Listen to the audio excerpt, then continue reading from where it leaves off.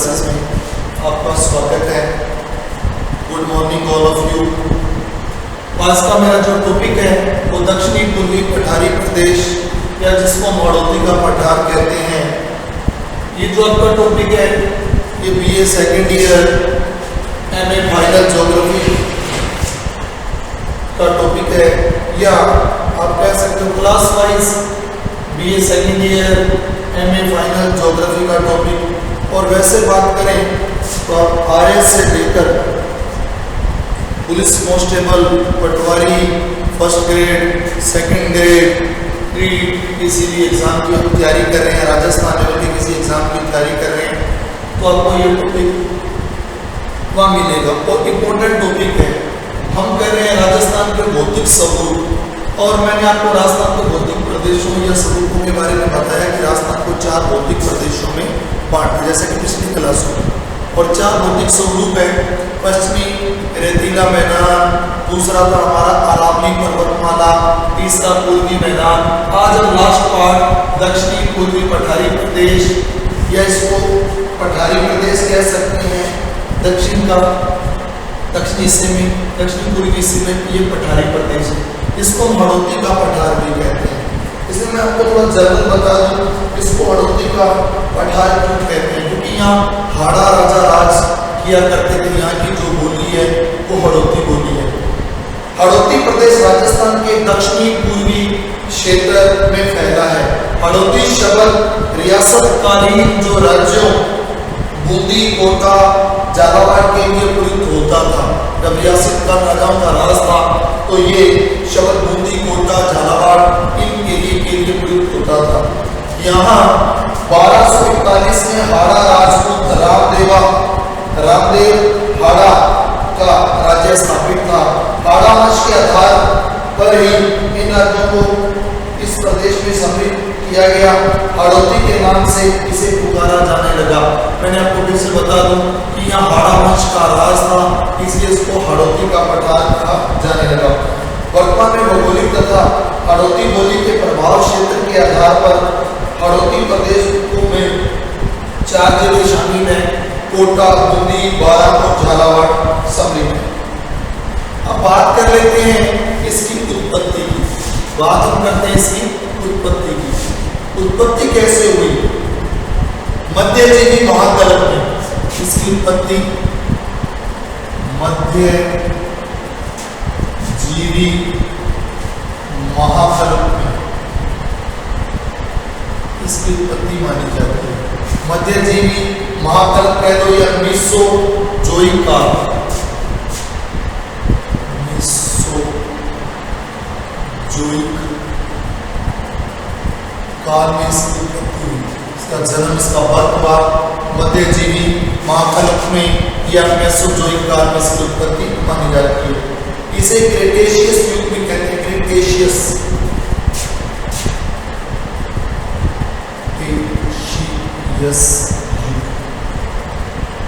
आप युग भी कह सकते हो। मध्यजीवी महाकल्प, मेसोजोइक काल कह सकते हो या क्रेटेशियस युग कहा जाता है। मेसोजोइक इसको काल में एरा कह सकते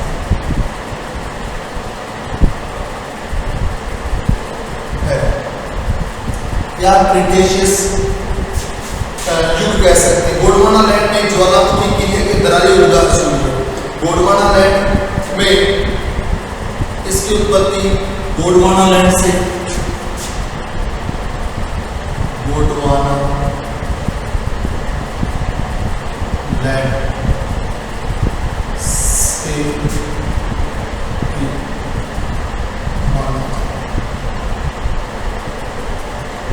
या आप कह सकते हैं ये गोंडवाना लैंड का अवशेष है। गोंडवाना लैंड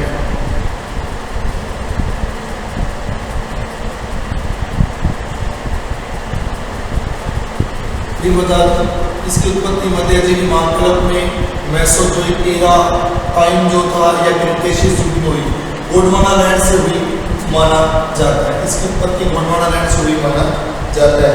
या ज्वालामुखी किले के दरारी उद्गार से,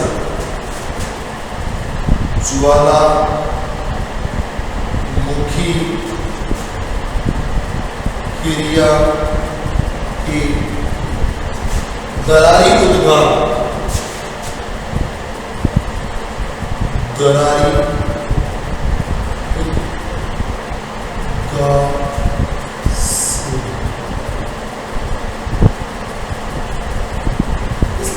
ज्वालामुखी क्रिया के दरारी उद्गार से जब ज्वालामुखी फटे तो दरारों से होकर जो लावा धरातल पर आकर बिछ गया, जमा हो गया, फिर से ये क्रिया हुई। इस प्रकार एक उच्चावच का निर्माण हुआ जिससे हम पठार की संज्ञा देते हैं। इसके बाद की बात करें गोंडवाना लैंड और अंगारा लैंड। जब गोंडवाना लैंड और अंगारा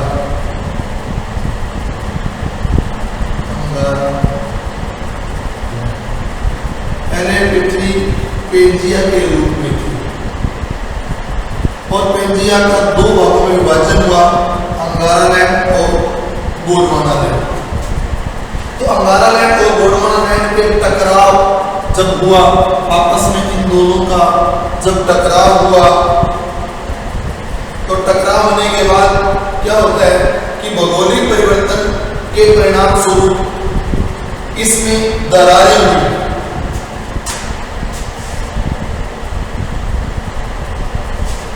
इन दोनों में इसमें गोंडवाना लैंड और अंगारा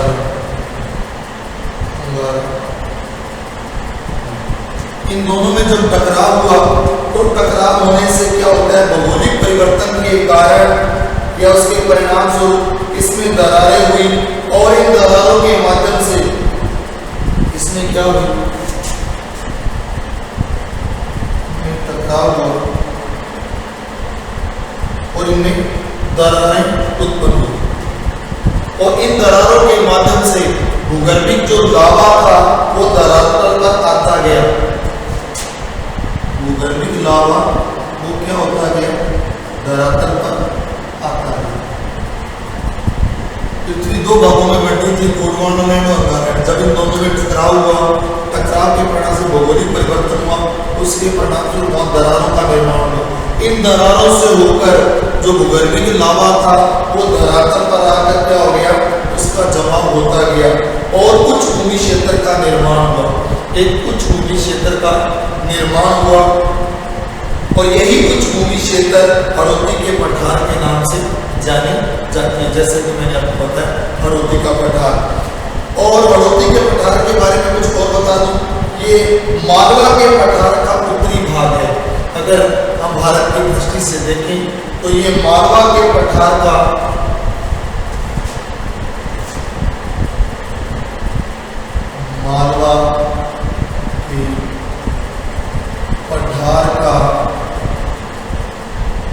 उत्तरी भाग है।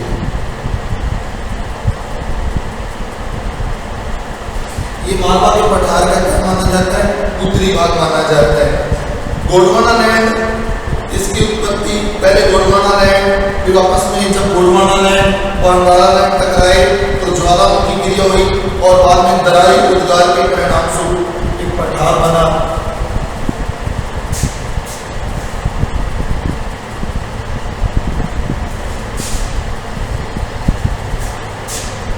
इसकी उत्पत्ति गोंडवाना लैंड से मानी जाती है। ज्वालामुखी क्रिया हुई, ज्वालामुखी क्रिया, और फिर कहते हैं कि जब गोंडवाना लैंड और अंगारा लैंड टकराए तो ज्वालामुखी क्रिया हुई और ज्वालामुखी क्रिया होने से दरारों से होकर लावा, दरारें जो पड़ी उनसे होकर लावा धरातल पर जमा हुआ और धरातल पर जमा होने से दरारी उद्गार, दरारी उद्गार से निर्मित हड़ौती का पठार, हड़ौती यानी इस पठार का निर्माण हुआ, उच्चावच का निर्माण हुआ। और हड़ौती नाम इसलिए पड़ा, जैसा कि मैंने आपको रियासत कालीन में यहाँ हाड़ा वंश के राजा राज किया करते थे, हड़ौती बोली जाती थी, इसलिए इसका नाम हड़ौती का पठार हो गया। ये बात इसकी उत्पत्ति की। इसकी उत्पत्ति के विषय में ज्योग्राफर्स ने काफी कुछ बताया। जो मैंने आपको बताया, इसकी उत्पत्ति मध्यजीवी महाकल्प में, इसकी उत्पत्ति मध्यजीवी महाकल्प या इसको मेसोजोइक एरा का टाइम कहा जाता है, या इसको आप क्रिटेशियस युग में मानी जाती है। उसके बाद बात करूं इसकी उत्पत्ति के पीछे क्या कारण थे, तो गोंडवाना लैंड से जब ज्वालामुखी क्रिया या दरारी उद्गार से इसकी उत्पत्ति भी मानी जाती है। गोंडवाना लैंड और अंगारा लैंड जब आपस में टकराव हुआ और भौगोलिक परिवर्तन के परिणाम स्वरूप वहां दरारें हुई, और इन दरारों से होकर जो लावा क्या था, भूगर्भिक लावा, वो धरातल तक आकर इसका जमाव होता गया और उच्च भूमि क्षेत्र का क्या हुआ मेरे बच्चों, निर्माण हुआ। और यही उच्च भूमि क्षेत्र हड़ौती के पठार के नाम से जाने जाते। ये थी इसकी उत्पत्ति के विषय में कुछ चीजें जो मैंने आपको बताई। अब मैं आपको बताऊंगा इसका विस्तार के बारे में कि राजस्थान में इसका कितना विस्तार है, यहाँ कितनी जनसंख्या निवास करती है, इसके बारे में आपको बताऊंगा।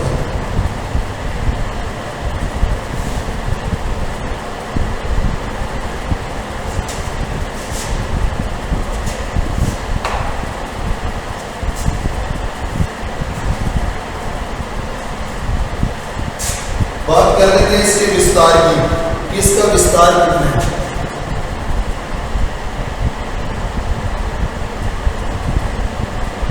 उत्पत्ति की बात के बाद बात आ रही है विस्तार की। क्षेत्रफल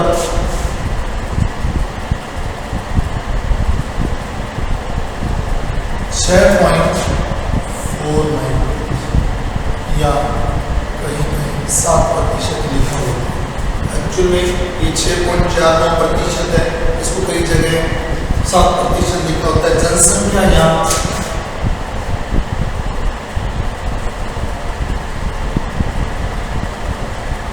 जो जनसंख्या 11% राज्य निवास करती है, और इसमें 4 जिले आते हैं। इसमें राजस्थान के 4 जिले आते हैं, कोटा, बूंदी, बारा और झालावाड़। बूंदी, कोटा, बारा, झालावाड़, ये 4 जिलों का जो एरिया है उसे हड़ौती का पठार कहते हैं। कोटा, बूंदी, कोटा, बारा और झालावाड़। विस्तार की बात करें, क्षेत्रफल जो है वो 6.49%, कहीं किताबों में 7% लिखा होता है।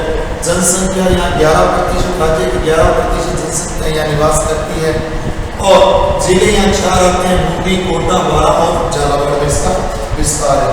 इसके बाद बच्चों में बात करूँगा विशेषताएं कि इस प्रदेश की क्या विशेषताएं, हड़ौती के पठार की या दक्षिणी पूर्वी पठार की विशेषताओं की बात करें। तो यहाँ ये जो क्वेश्चन है बड़ा इंपॉर्टेंट है। बीए सेकेंड ईयर में हर साल क्वेश्चन आ रहा है कि राजस्थान को भौतिक प्रदेशों में बांटिए। एमए माइनिंग की जो 5वीं यूनिट है उसमें हर साल एक क्वेश्चन पूछा जा रहा है कि राजस्थान को भौतिक प्रदेशों में बांटते हुए किसी एक प्रदेश का विस्तार से वर्णन कीजिए। अगर बात करूँ कंपटीशन की, आरएस से लेकर first grade, second grade, third grade या पटवारी की बात करें या कांस्टेबल की बात करें, तो ये जो पार्ट है, चौथा पार्ट हड़ौती का पठार, यहाँ से बहुत ज़्यादा क्वेश्चन आपसे किए जाते हैं। विशेषता है ये सबसे छोटा भौतिक प्रदेश है, ये राज्य का सबसे छोटा भौतिक प्रदेश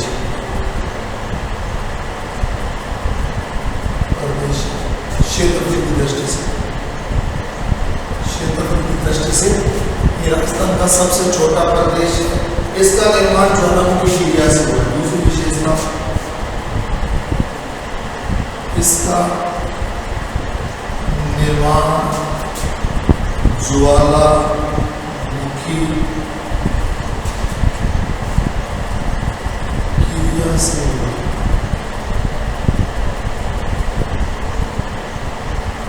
दूसरी विशेषता, इसका निर्माण ज्वालामुखी क्रिया से हुआ है। इसमें बेसाल्ट चट्टानों की प्रधानता है। इसमें बेसाल्ट चट्टानों की प्रधानता है। इस प्रदेश में स्टूडेंट्स क्या है कि बेसाल्ट चट्टानों की प्रधानता है। यह जो प्रदेश, इस प्रदेश में काली मिट्टी पाई जाती है। इस प्रदेश में काली मिट्टी पाई, इसे कपासी मिट्टी, इसे कपासी मिट्टी भी कहते हैं, क्योंकि कपास के लिए जो सबसे फेमस मिट्टी है वो काली मिट्टी, इसलिए इसका नाम कपासी मृदा, रेगुर मृदा या वर्टिसोल, रेगुर मृदा भी कह सकते हो, या इसे आप एक नाम और दे सकते हो वर्टिसोल। ये इसका वैज्ञानिक नाम है। आपसे वैज्ञानिक नाम भी पूछ सकते हैं कि काली मिट्टी का वैज्ञानिक नाम क्या है? वर्टिसोल। इस प्रदेश में काली मिट्टी पाई जाती है, जिसे हम कपासी मिट्टी भी कह सकते हैं, रेगुर मृदा भी कह सकते हैं, या वर्टिसोल भी कह सकते हैं। वर्टिसोल इसका वैज्ञानिक नाम है। हाड़ौती के पठार का ढाल दक्षिण से उत्तर की ओर है।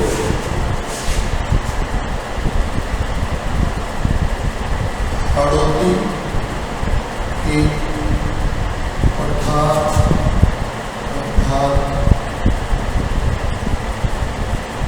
दक्षिण से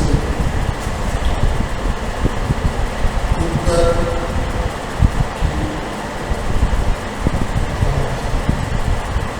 इसका जो ढाल है वो दक्षिण से क्या है? उत्तर की ओर है। जलीय अपरदन की समस्या से प्रभावित हाड़ौती का पठार, जलीय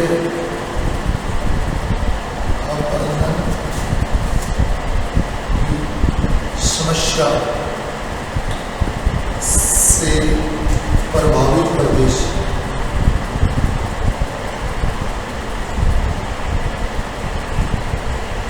राजस्थान में 3 प्रकार का अपरदन होता है, वायु द्वारा, जल द्वारा या चादरी अपरदन। तो ये जो प्रदेश है यहाँ जलीय अपरदन की समस्या से प्रभावित प्रदेश है, और जल द्वारा सबसे अधिक कटाव, जल के द्वारा, अगली विशेषता, जल के द्वारा सर्वाधिक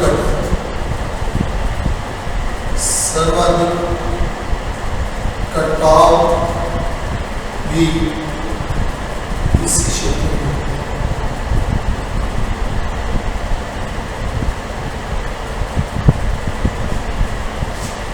विशेषताओं की बात कर रहे हैं हम लोग, तो जल के द्वारा सर्वाधिक कटाव भी इसी क्षेत्र में होता है। सर्वाधिक नदियां हाड़ौती के पठार में ही पाई जाती हैं। अगली विशेषता, या कोटा संभाग में, अगर आपसे पूछे कि कौन से संभाग में सबसे ज्यादा नदियां पाई जाती है, तो कोटा संभाग में सबसे ज्यादा नदियां। नंबर 8 विशेषता, सर्वाधिक नदियां हाड़ौती के पठार में पाई जाती है। सर्वाधिक नदियां हाड़ौती के पठार में पाई जाती है। विशेषता कर रहे हैं, ये बहुत ही खास विशेषता है। ये सर्वाधिक नदियां हाड़ौती के पठार में पाई जाती हैं। अगर आपसे संभाग पूछे कि कौन से संभाग में सबसे ज्यादा नदियां पाई जाती हैं, तो आप कह सकते हैं कोटा संभाग में। राजस्थान में अतः अदल प्रवाह क्षेत्र, राजस्थान में ये वर्ड है जो बहुत इंपॉर्टेंट है। राजस्थान में अंतः अधर प्रवाह क्षेत्र, अधर प्रवाह क्षेत्र में हाड़ौती के पठार में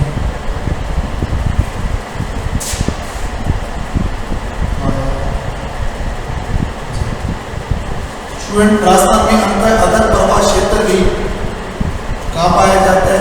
हाड़ौती के पठार में पाया जाता है। आपको बता दूं अंतर अधर जो प्रवाह क्षेत्र है वो किसको कहते हैं? हाड़ौती के पठार में जो नदियों का एक जाल सा बिछा हुआ है, जब नदियां बहती हैं और उनसे छोटी छोटी वितरकें निकलती हैं और आपस में आके नदियां मिलती हैं, तो वो जो जाल सा बना हुआ है, एक जाल टाइप चीज बनी हुई है, उसे अंतर अधर प्रवाह क्षेत्र कहते हैं। अब मैं इसका हाड़ौती का वर्गीकरण करूंगा। विशेषताओं की बात तो मैंने बता दी, काली मिट्टी का क्षेत्र है, पठारी भाग है, काली कपासी मिट्टी तो कपास के लिए बहुत ज्यादा महंगी मिट्टी है, आर्द्र एरिया भी कहा जाता है। ये जो भाग है वो काफी आर्द्र भाग है। विशेषता इसकी सबसे छोटा भौतिक प्रदेश है, इसका निर्माण ज्वालामुखी से हुआ था। ये सब इसकी विशेषताएं हैं। अब हम बात करेंगे हाड़ौती के पठार का वर्गीकरण, पठार का वर्गीकरण।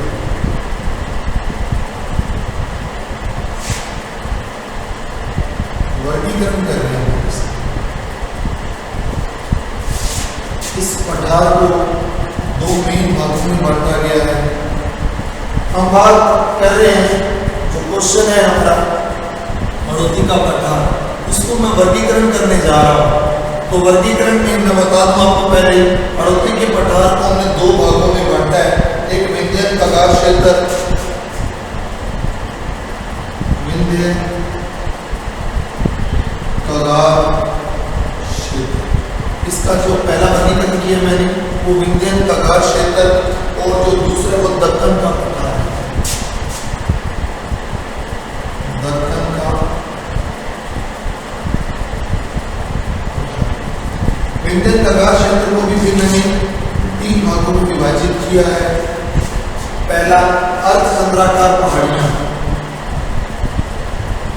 अर्ध चंद्राकार पहाड़ियां।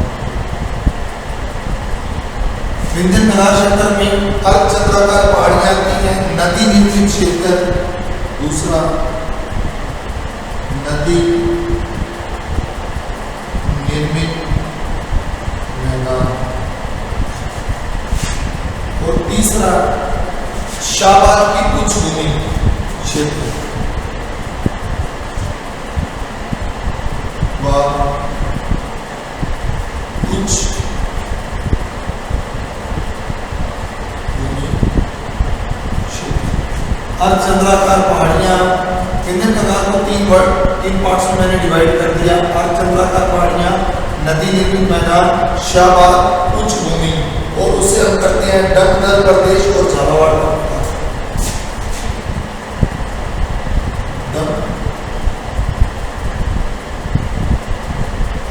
इससे मैंने दो भागों में विभाजित किया है, दक्कन प्रदेश और दूसरा झालावाड़ का पठार।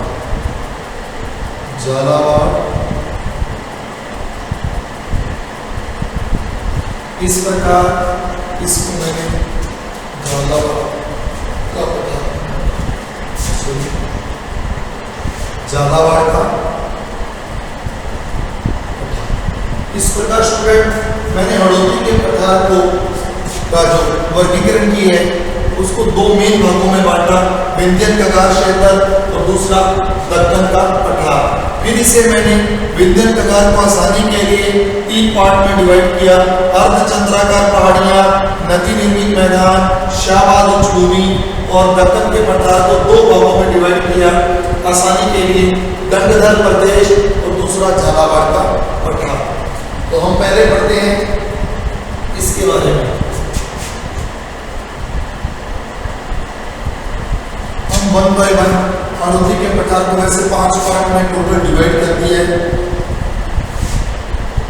मैंने आपके सामने भी लिखी। पहले हम बात करेंगे विंध्यन कगार क्षेत्र किसको कहते हैं। इसका जो पहला वर्गीकरण था विंध्यन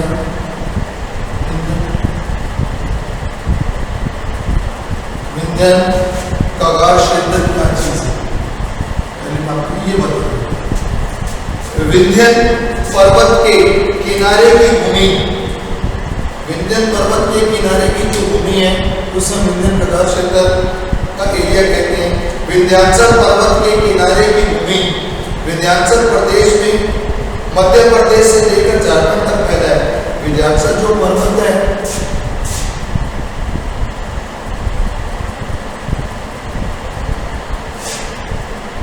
मध्य प्रदेश से झारखंड, मध्य प्रदेश से झारखंड तक जो पहाड़ी एरिया है, पर्वत एरिया है, विंध्याचल प्रदेश मध्य प्रदेश से झारखंड तक जो फैला है उसे हम क्या कहते हैं, विंध्याचल पहाड़ियां कहते हैं।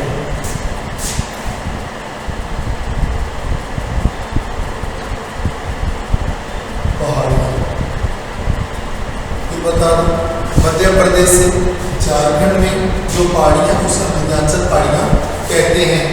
इसके बाद बात कर देता हूं इन पहाड़ियों में पारसनाथ, कैमूर,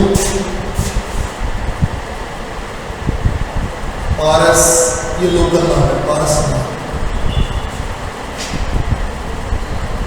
कैमूर और इन पहाड़ियों के लोकल नाम भी मैंने लिख दिए हैं। कि विंध्याचल पर्वत है जो मध्य प्रदेश से झारखंड तक है, और ये विंध्य कगार की बात कर रहे हैं, इसका नाम कैसे पड़ा, विंध्याचल पहाड़ियां मध्य प्रदेश से झारखंड, इनका लोकल नाम पारसनाथ की पहाड़ियां, कैमूर और भंडारन पहाड़ियां आदि है। इसके बाद स्टूडेंट बात कर लेते हैं इस प्रकार इस संयुक्त पहाड़ियों को हम, इन जो संयुक्त पहाड़ियां हैं इन संयुक्त पहाड़ियों को हम विंध्यन पहाड़ियां कहते हैं या विंध्याचल की पहाड़ियां कहते हैं। हाड़ौती का पठार विंध्याचल पर्वत के किनारे की भूमि है। हाड़ौती का जो पठार है वो इसके किनारे की भूमि है, या मैं कह दूं हाड़ौती का पठार विंध्याचल पर्वत के किनारे की भूमि है। अब हम आगे बात करते हैं विंध्यन कगार क्षेत्र। इसे मैंने आपको बताया था कि 3 भागों में बांटा है। पहला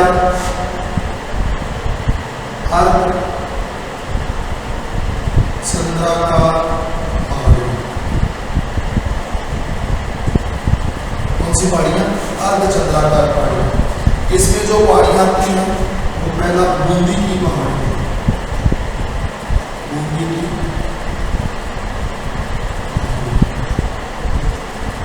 फिर नंबर 2 है स्टूडेंट्स बूंदी की पहाड़ियों के बाद मुकुंदरा की पहाड़ियां, मुकुंदरा की पहाड़ियां।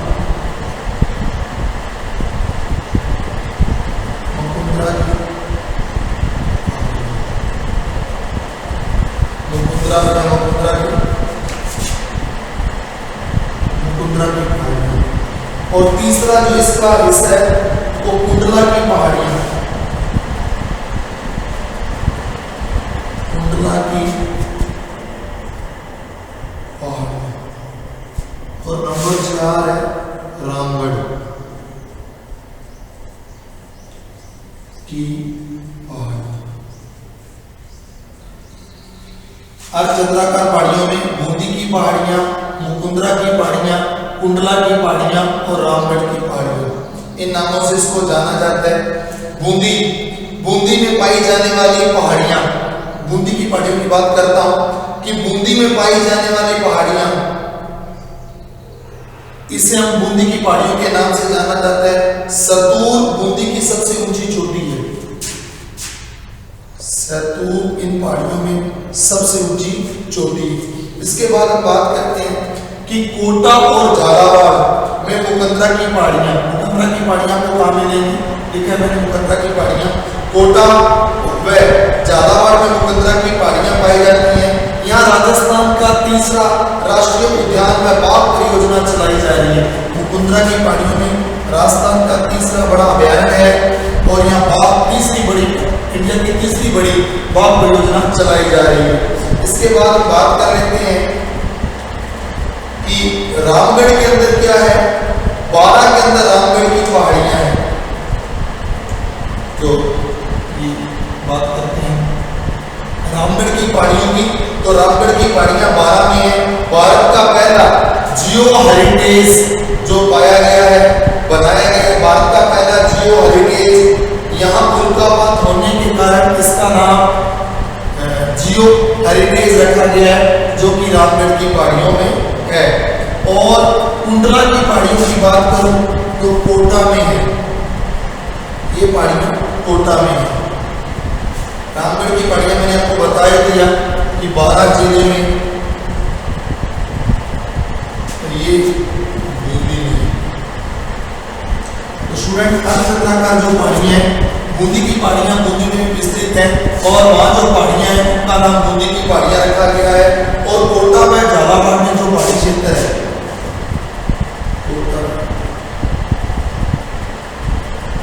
कोटा में झालावाड़ में जो पहाड़ी क्षेत्र है उसको मुकंदरा की पहाड़ियां कहते हैं। इसके अंदर इंडिया या भारत की तीसरी बड़ी परियोजना चलाई जा रही है राजस्थान की, जिसे हम राष्ट्रीय परियोजना कहते हैं या राष्ट्रीय बाघ परियोजना कह सकते हो। राजस्थान की तीसरी बड़ी परियोजना है। और इसकी बात अगर मैं बता दूं आपको एक चीज और इसमें इम्पोर्टेंट, इसके बाद है कुंडला की पहाड़ियां जो कि कोटा में है। रामगढ़ की पहाड़ियां जो कि बारा में है। यहाँ जियो हेरिटेज नाम की एक परियोजना चलाई है। यहाँ उल्कापात होने के कारण इसका नाम जियो हेरिटेज रखा गया है। इसके बाद आपको बता दूं कि मुकुंदरा हिल में राष्ट्रीय उद्यान जो तीसरा बड़ा उद्यान है, जिसे 9 जनवरी 2020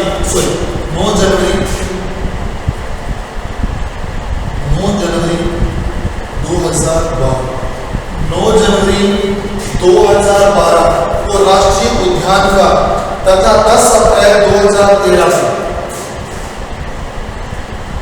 10 अप्रैल 2013 को इसे क्या दे दिया गया? इसे बाघ परियोजना की संज्ञा दी गई। 9 जनवरी 2012 को इसे राष्ट्रीय उद्यान का और 10 अप्रैल 2012 को इसे राष्ट्रीय बाघ परियोजना की संज्ञा दी गई। इसके बाद इस विंध्यन कगार का दूसरा पार्ट नदी निर्मित मैदान। नदी निर्मित मैदान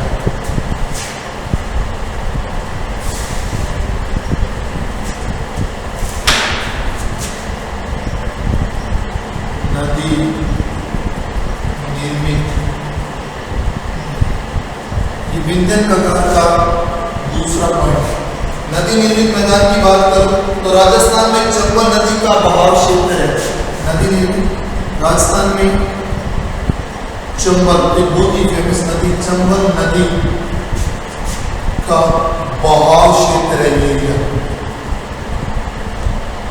चंबल नदी का बहाव क्षेत्र है और चंबल में इसकी सहायक नदियां जैसे पार्वती, परवन, काली सिंध, आहू आदि मिलकर जलोढ़ मैदान का निर्माण करती है, जो नदी निर्मित मैदान कहलाता है। मैं फिर बता दूं, ये चंबल का बहाव क्षेत्र है। चंबल और उसकी सहायक नदियां जैसे पार्वती, परवन, काली सिंध, आहू आदि मिलकर जलोढ़ मिट्टी के द्वारा जलोढ़ मैदान का निर्माण करती है। इसलिए जो ये क्षेत्र है नदी निर्मित है, इसलिए इसको नदी निर्मित मैदान की संज्ञा दी गई है, जो मुख्य रूप से कोटा व बूंदी में फैला है। जो मुख्य रूप से कोटा व बूंदी में फैला है। इन दो राज्यों में ये फैला है। इसके बाद की बात करो तो बच्चों, शाहबाद उच्च भूमि, ये है तीसरा पॉइंट इसका। विंध्यन नगार का तीसरा पॉइंट है शाहबाद उच्च भूमि। शाहबाद उच्च भूमि क्षेत्र, नाम से पता चल रहा है कि ऊंची भूमि है, जमीन से अपेक्षाकृत ऊंची भूमि। शाहबाद उच्च भूमि का विस्तार पूर्वी 12 में, शाहबाद उच्च भूमि का, शाहबाद उच्च भूमि का विस्तार पूर्वी 12 में, जैसा कि मैंने आपको बताया इसका विस्तार का है। शाहबाद उच्च भूमि का विस्तार पूर्वी 12 में है और 450 मीटर उच्च भूमि क्षेत्र, यहाँ 450 मीटर उच्च भूमि क्षेत्र पाया जाता है, इसलिए इसे उच्च भूमि क्षेत्र का दर्जा। 450 मीटर जमीन से ऊंची भूमि पाई जाती है, इसलिए इसे उच्च भूमि क्षेत्र का दर्जा दिया गया, इसलिए इसका नाम शाहबाद उच्च भूमि पड़ा। तो बच्चों, शाहबाद उच्च भूमि का जो विस्तार है पूर्वी 12 में 450 मीटर उच्च भूमि क्षेत्र पाया जाता है, इसलिए इसे उच्च भूमि क्षेत्र का दर्जा दिया गया। अब हम बात करेंगे हड़ौती के पठार का जो दूसरा मेन पार्ट था, जिसे हम दो भागों में बांटते हैं, दक्कन का पठार। दक्कन का पठार, इसे भी हम दो भागों में बांटते हैं। तो पहले भाग का नाम मैं बता दूं आपको, पहले डंगधर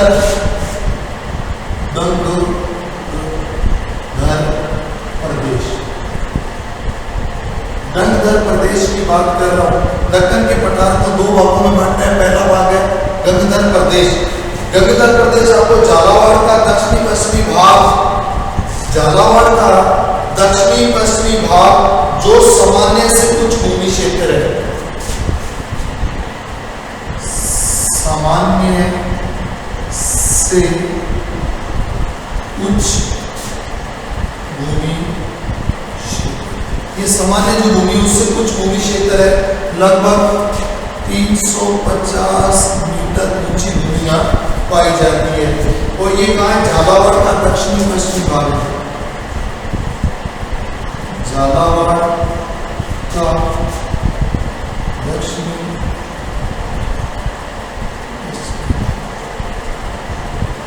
झालावाड़ का दक्षिणी पश्चिमी भाग जो सामान्य उच्च भूमि क्षेत्र है, 350 मीटर उच्च भूमि क्षेत्र, इस क्षेत्र को हम डंगधर प्रदेश की संज्ञा देते हैं। तो दक्कन के पठार का मैं बात करूंगा दूसरा हिस्सा, झालावाड़ का पठार।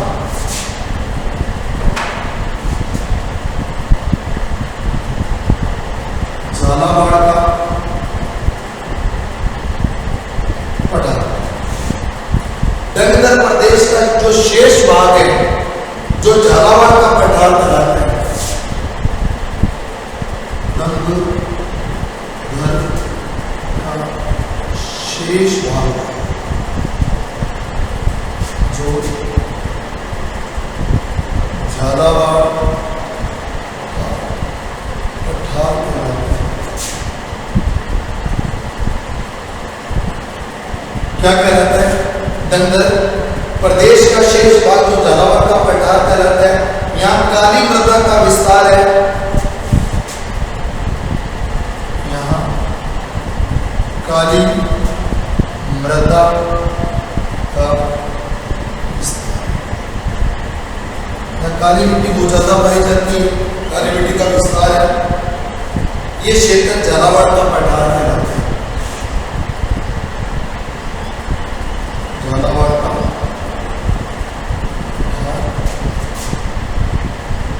तो स्टूडेंट, मैंने आपको बताया कि राजस्थान के हड़ौती के पठार को हम दो भागों में वर्गीकरण करते हैं और आसानी के लिए हम इसे 5 भागों में बांटते हैं। जो पहला मेरा भाग था, 2 भागों में कैसे बांटा मैंने इसको? दो भागों में इसको डिवाइड किया आसानी के लिए, और वो दो भाग थे, विंध्यन कगार क्षेत्र और दूसरा दक्कन का पठार।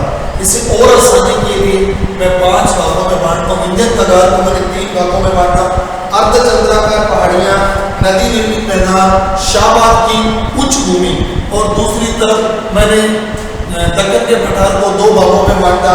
एक भाग था मेरा दंडधर प्रदेश और दूसरा था झालावाड़ का पठार। इस प्रकार मैंने इसका वर्गीकरण प्रस्तुत किया आपके सामने। आशा करता हूँ कि आपको ये समझ आया है। बच्चों, यहाँ से कुछ और प्रश्न आपसे पूछे जा सकते हैं कंपटीशन में या बीए सेकेंड ईयर में, एमए फाइनल में आप और क्या लिख सकते हैं। तो यहाँ प्रश्न और है, महान सीमा भ्रंश ग्रेट बाउंड्री फॉल्ट में यही है। अगर आपसे कोई पूछे कि महान सीमा भ्रंश या ग्रेट बाउंड्री फॉल्ट कहाँ है, तो बूंदी और सवाई माधोपुर में विंध्यन कगार क्षेत्र महान जो भ्रंश है वो बाउंड्री फॉल्ट पाया जाता है बूंदी और सवाई माधोपुर के क्षेत्र में। और अगर आपसे कोई पूछे तो अरावली व विंध्याचल पर्वत दोनों एक दूसरे को समकोण पे कहाँ काटते हैं, तो कहाँ काटते हैं उसके बारे में बताता हूँ। रणथंभौर सवाई माधोपुर में अरावली व विंध्याचल